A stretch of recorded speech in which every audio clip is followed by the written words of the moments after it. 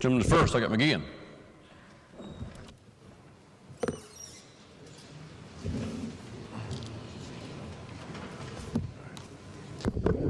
Thank you, Mr. Speaker. I'll be brief. I just wanted to address the body quickly here about something that I've noticed that is a larger phenomenon, not just within our state, but within the country as a whole. And I feel that it's very surreal. It's a very surreal phenomenon for me. And I think many of you probably sense it too. We are quickly approaching a post-constitutional era within our country and within several other states. Okay, let me give you an example. Anybody been following the news recently over in Europe? There's about 100,000 Russian regulars on the border of the Ukraine. And right now, it seems as if the President of the United States, by unilateral action, is, as of this morning's news, considering sending something like 40,000 troops into Eastern Europe to confront some sort of skirmish along the Ukrainian border that really we have no deep understanding of. Why do I say that we're living in this post-constitutional era, though? The legislature and the Congress hasn't been consulted.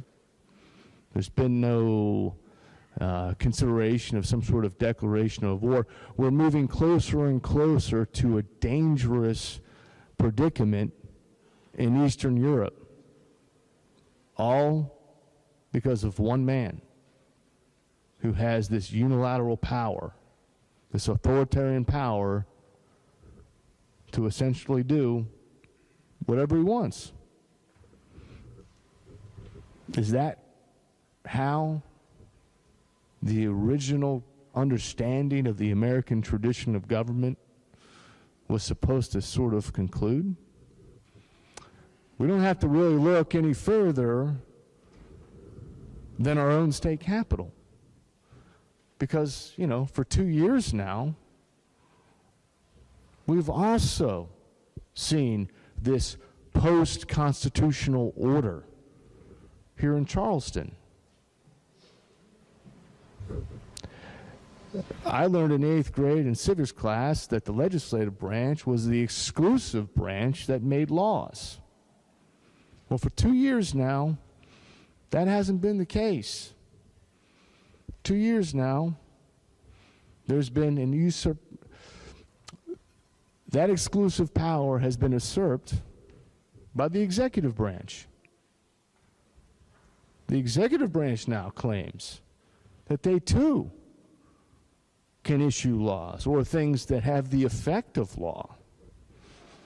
Maybe it hasn't been exercised as much as in other states,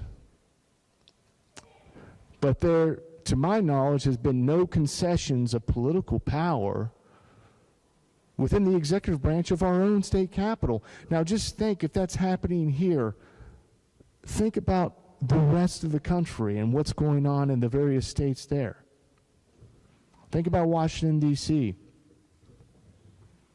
You know, this is a very scary notion that we are moving, if we haven't crossed the Rubicon yet, it seems like we're about to.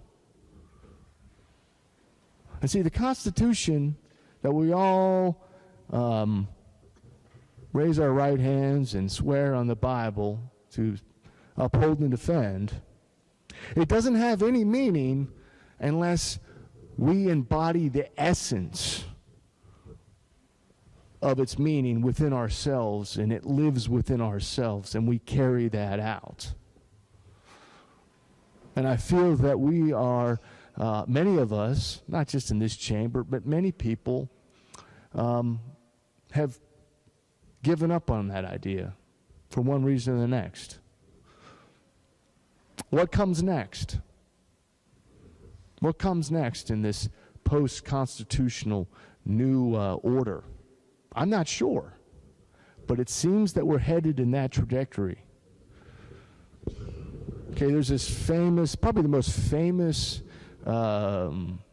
philosophical dialogue. Many of you probably read it, Plato's Republic.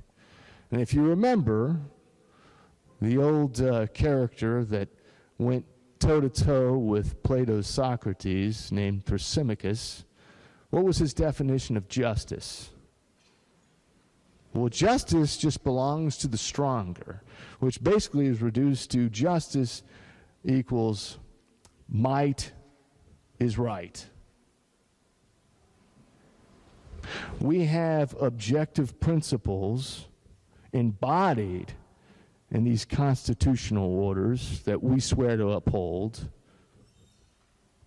that create an objective morality, an objective virtue, an objective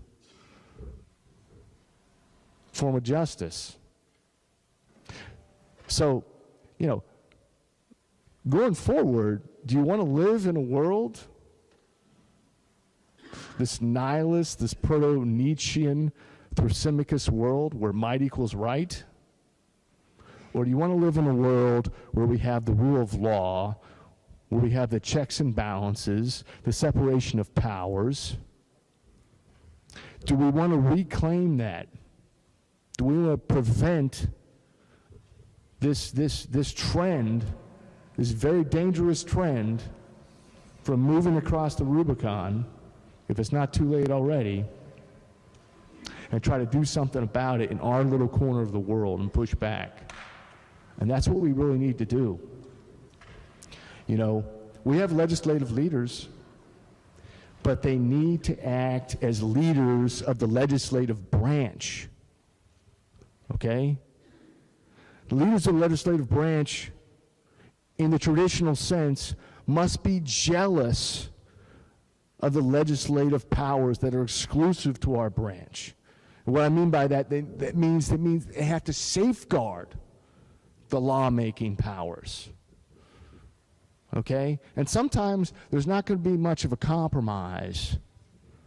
Sometimes rational debate, there is no middle position. It's a contest of wills. The lawmaking powers belong to us, not to the executive branch, the same way the lawmaking powers belong to the U.S. Congress and not to the president. And if you ignore that, and the Constitution just becomes a piece of paper and it no longer lives within us to defend, very dangerous consequences come about, not just in the short term, but for the long term of our society. We really need to take a stand and do something about it within our control, even if it's going to cost us, some points with other people in the building. We might not be able to get some favors here and there. We have to sacrifice for this higher goal. We must do something about this.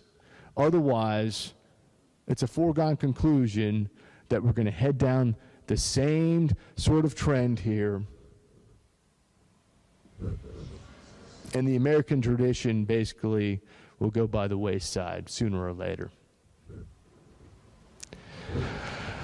So I went a little bit longer than what I planned on, but I'm going to be pushing forward a few bills. One is the Emergency Powers Bill to try to restrain the executive branch and try to reclaim the proper role the legislature has over the lawmaking authority. And two, there's a reason why I've been introducing this so-called Defend the Guard Act for so many years. It's precisely because of the situations that we can foresee coming about, say, in the Ukraine. How do we have National Guardsmen that are able to stay here and back up hospitals, respond to emergencies, natural disasters? If those guys are sitting over there protecting the eastern border of the Ukraine, how is that even in the American national security interest?